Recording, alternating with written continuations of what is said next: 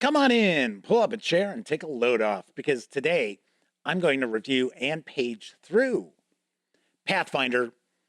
They watched the stars from Paizo Inc. This is the second chapter in the three-part Gatewalkers adventure path. Will players and game masters alike be knocked out by all the action and adventure within, so much that they'll be seeing stars? Or should you zip right on past this adventure as quickly as possible, as if you were a shooting star? Well, you're going to find out right after this.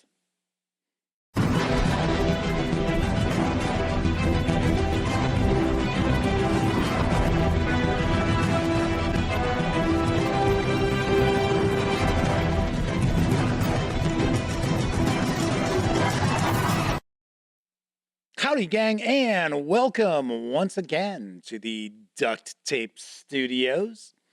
I'm Jeff McAleer, your host, here at the Gaming Gang channel. Thanks for joining me once again. As I mentioned in the open, today I am going to review and page through Pathfinder, They Watched the Stars, which is part 2 of the 3-part Gatewalkers adventure path. It's written by Jason Keeley with an assist from Ivis K. Flanagan. This 94-page softcover carries an MSRP of $26.99, or you can grab just the PDF alone for $19.99. All right, all that said, let's swing on over to the other camera, because here I've got They Watched the Stars. A few things I do want to mention before we jump on in. First off, the fine folks over at Paizo Inc. were kind enough to provide me with this review copy, but neither I nor anyone else affiliated with the Gaming Gang has received any other sort of compensation for me to share this review with you. These days, it's important you know that. Also, we're not going to look at each and every page, but I do want to give you a good feel for what's in this adventure and discuss my thoughts about it. Lastly, this is an adventure, and as much as I'm going to try to stay away from major spoilers, there are going to be some spoilers. So if you are a player hoping that your game master is going to run Gatewalkers, or maybe they're already in the midst of running Gatewalkers, I would definitely recommend tune out now. You don't want any of the surprises ruined simply because you are watching this review. Okay, having said that, though, you may want to let your game master know about this review so that they can make an informed buying decision. All right, so let's jump on in. So first off, had a lot of artists who contributed to this adventure. Got their credits here. I would read their names, but I guarantee I would butcher like 75% of them. So I'd prefer to just avoid that embarrassment. So do want to give them credit, though. As we jump on in, do want to point out that I have reviewed the first chapter in Gatewalkers. It is the 7th Arch, and I liked it. I think that the adventure path got off to a rollicking start. I like the fact that it's a little gonzo. It's got a bit of a science fantasy vibe to it. The player characters find themselves on this distant planet, which they don't even realize they're on a distant planet for a while. So I thought that was pretty cool, especially when you hit them with that reveal. So the background of what's going on here, the player characters have experienced what's known as the missing moment. And they're just one of many people who this has happened to. And at this one point in time, the people have walked through this series of elven arches, have no memory of what took place after that. Some of them were gone hours, some were gone days, some have never returned. And of course, those who have returned have no memory, and they're actually marked by this mysterious rune, which kind of ties them all together. That's kind of what ties the player characters together as a group as well. So the players have sent their player characters off to this remote, distant planet, and now they're making their way back to Galarian because they're trying to find out what took place during the missing moments and they have been told that they need to seek out Sakawachi, who is a very, very important NPC. In fact, the player characters are going to take up her quest. So her quest is to find a living god that she can sacrifice to defeat this alien evil. And spoiler alert, we found this out in the first chapter of Gatewalkers. Player characters had a hand in releasing that ancient evil. So the player characters find themselves back on Galarian in this abandoned city of Skywatch. They have to find Sakawachi and her group, and they will encounter raiders, and they'll also run across some treasure hunters, and the treasure hunters will be helpful. Raiders will not. So they're going to encounter them as well as Sakawachi and her group. Now, something I want to mention about the adventure chapter itself is that the artwork is really uneven. Some of the artwork is really nice, really detailed, kind of what we've come to expect from Pathfinder and Starfinder releases. And other artwork is really, really soft and detailed, very cartoonish. This image here, it's kind of middle of the road as far as the artwork throughout. A little more soft and cartoonish, but not as much as some pieces. And there are a few pieces of artwork that are, in my opinion, are just not very good at all within this. I have a lot of problems with this chapter. I got to be very, very honest, and I'm going to get into that in just a moment. Now, that's not to say that there aren't cool encounters and pretty interesting set pieces. There are. This isn't a complete, absolute dud, but it is kind of a clunker.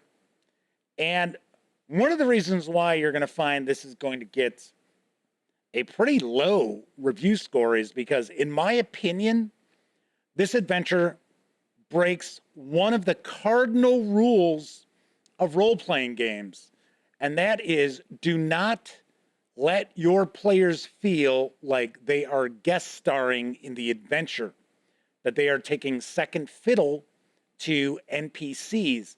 And unfortunately, that is the case in They Watched the Stars.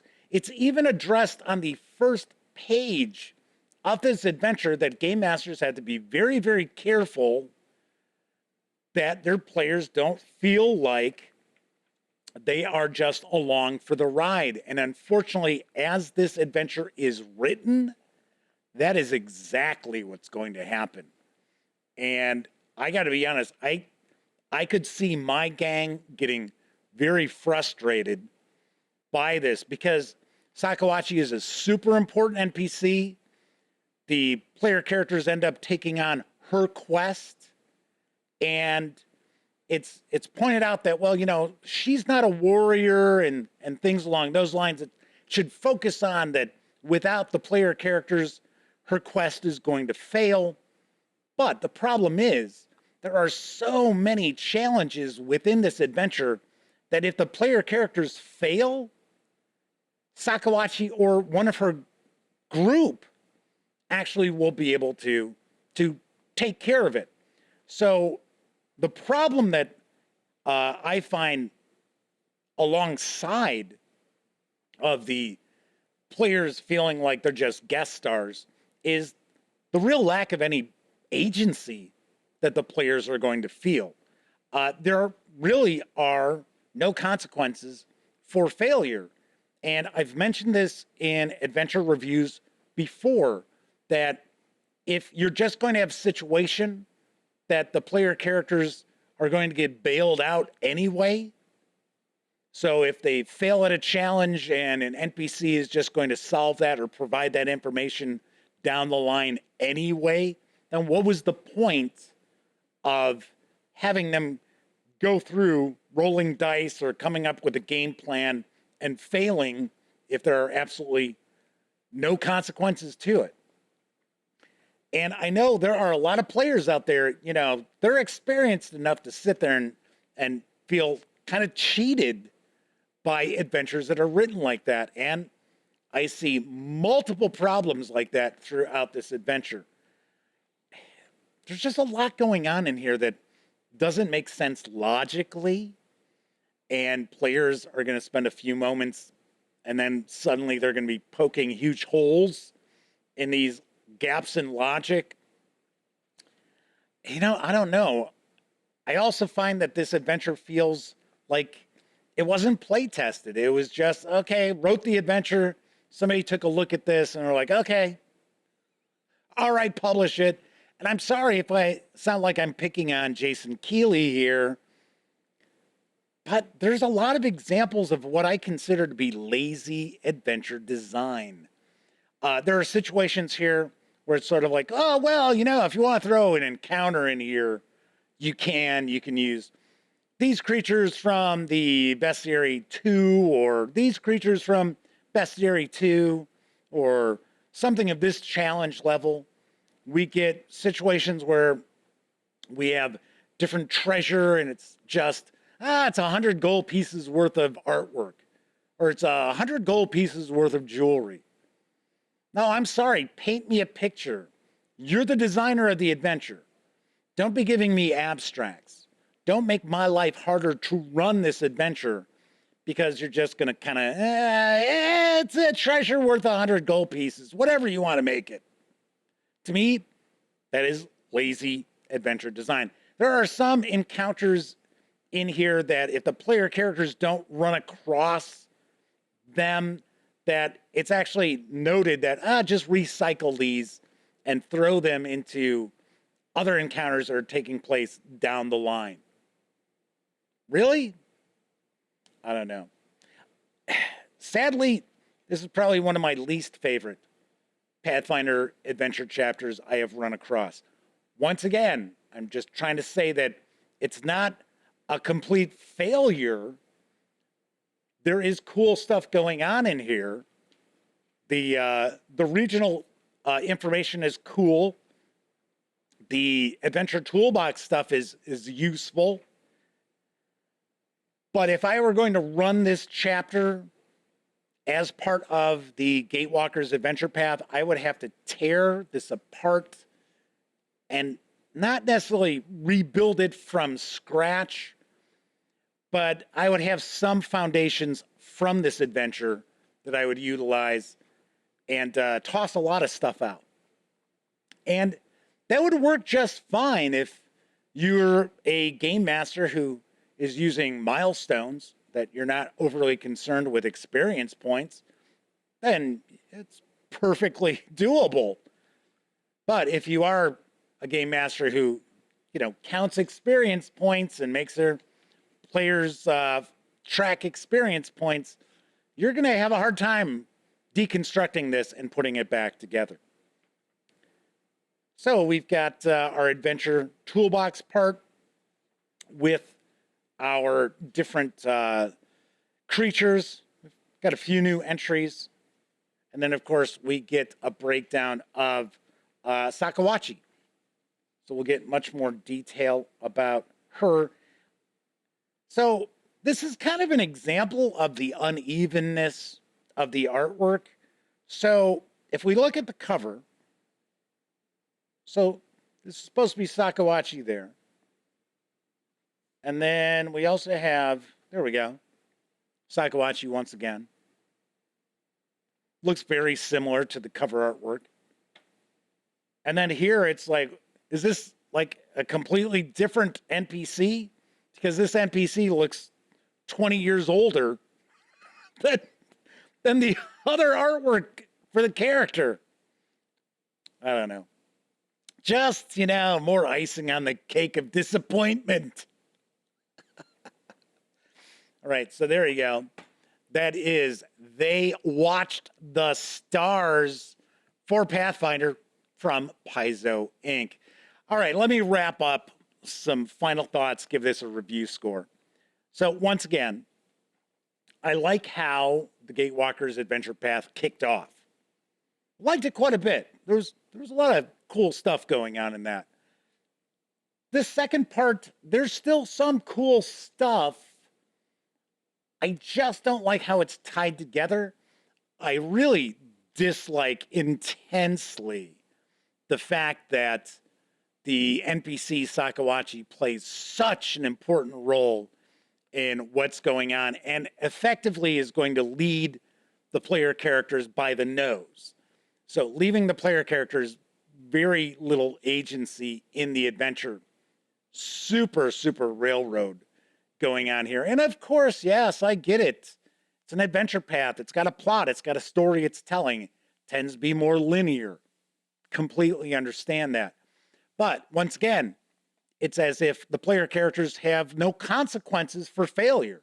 It's regardless if they succeed or fail in challenges, the adventure is still going to move in a particular direction. So as much as a game master is going to try, if they are going to run They Watch the Stars as written, I guarantee the players are going to feel disappointment and they're going to feel that they are playing second fiddle to these NPCs. Pretty disappointing overall. I gotta say, as I just mentioned before, it feels like this is unfinished, that it was never play tested, it was just written, and somebody gave it the stamp of approval and out it went. So on a scale of 0 to 10, unfortunately, I really can't recommend They Watch the Stars, even though it is an essential chapter in the Gatewalkers adventure path. I can only give it a 4 out of 10. There is useful stuff within. There are some cool set pieces, but all in all, pretty disappointing adventure path chapter. All right, that is it for this time out. If you liked the video, by all means, please give it a quick thumbs up. Subscribe to the channel if you haven't already, and if you do subscribe, ding that bell. It'll not only let you know when I upload reviews such as this, it'll also inform you when my live stream, the Gaming Gang Dispatch, airs Monday, Tuesday, and Wednesday evenings right here on YouTube at 7 p.m. Central. And of course, when you're not watching videos on the Gaming Gang channel, be sure to visit thegaminggang.com for all latest in tabletop gaming news, reviews, and a whole lot more that you won't find here on the YouTube channel. You know the drill. Get your geek on at thegaminggang.com. Thank you very much for taking time out to check out this review. And until I see you next time, here's hoping each and every one of you gets to enjoy plenty of great gaming with your gang.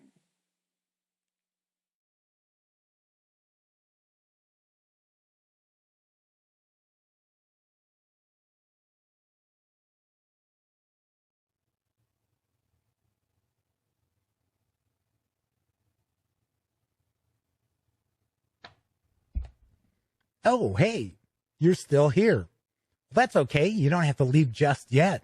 In fact, why don't you subscribe to the Gaming Gang channel right here, or take a peek at the latest live stream, or even find out what YouTube recommends you check out from the channel. And of course, I'm Jeff McAleer. Thanks again for watching.